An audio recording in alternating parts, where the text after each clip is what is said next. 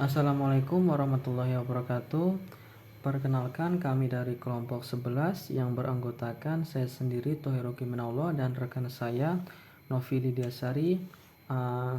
Di sini kami akan membahas materi tentang hukum dan politik dalam penyelesaian konflik. Baik, yang pertama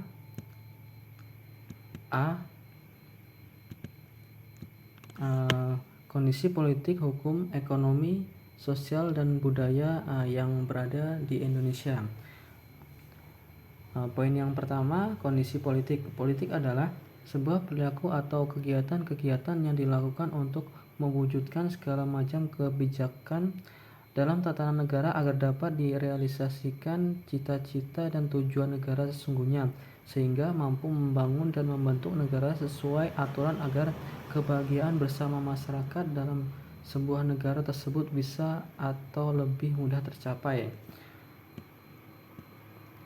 Selanjutnya yang kedua, hukum. Hukum adalah peraturan berupa norma dan sanksi yang dibuat dengan tujuan untuk mengatur, menerapkan kebenaran, menjaga ketertiban, keadilan, dan mencegah terjadinya kekacauan.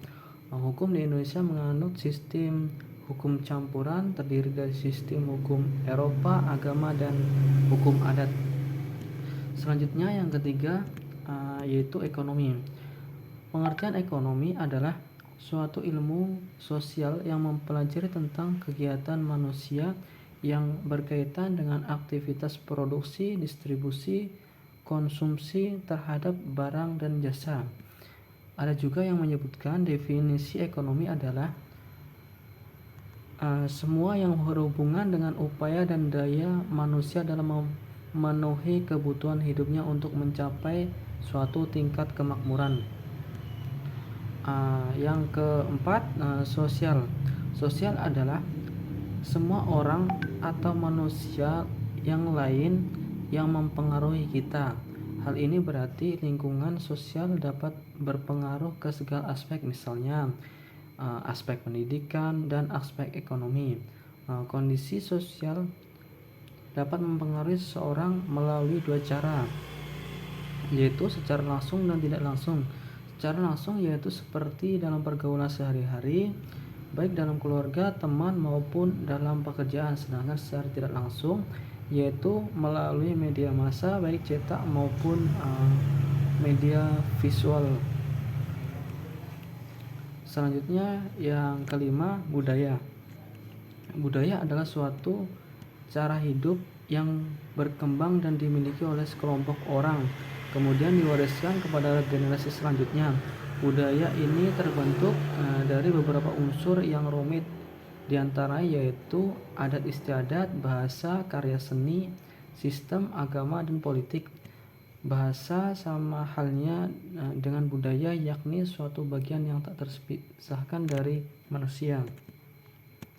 Budaya di Indonesia ada seluruh kebudayaan nasional, kebudayaan lokal, maupun kebudayaan asal asing yang telah ada di Indonesia sebelum Indonesia merdeka pada tahun 1945.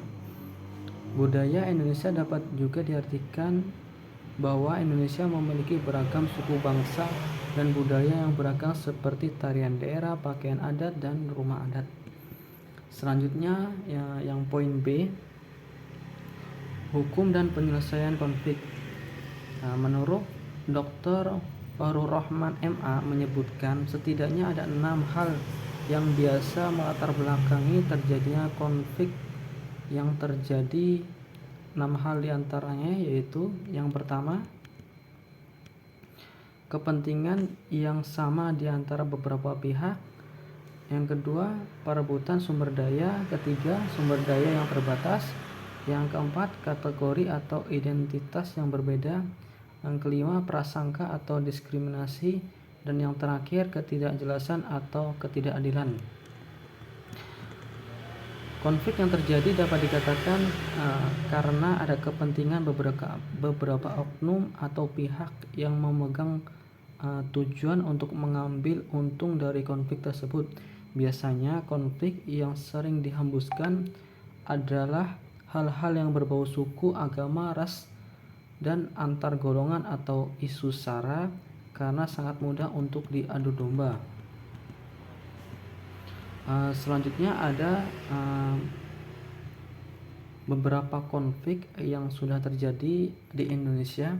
Di antaranya yaitu ada konflik Maluku dan Maluku Utara kisaran tahun 1999 sampai tahun 2004. Kemudian ada konflik Sampit, kerusuhan Sampit yang dulu sempat ramai. Kemudian konflik Transito Mataram. Selanjutnya ada konflik Lampung Selatan, ada konflik kerusuhan Mei 98 di Jakarta atau kerusuhan Trisakti. Kasus-kasus tersebut mencerminkan kepastian hukum, mencerminkan tidak ada kepastian hukum. Oleh karena itu perlu adanya stabilitas politik dan pemerintah agar hukum dapat dijalankan sesuai dengan aturan yang telah ditetapkan. Ada beberapa faktor yang dapat digunakan sebagai acuan untuk menuju pada kepastian hukum. Yang pertama, norma-norma yang jelas, penetapan apa yang diharuskan dan apa yang dilarang. Yang kedua, transparansi hukum yang menghindarkan masyarakat dari kebingungan normatif. Yang terakhir, kesinambungan tertib hukum yang memberi acuan bagi perilaku di masa depan.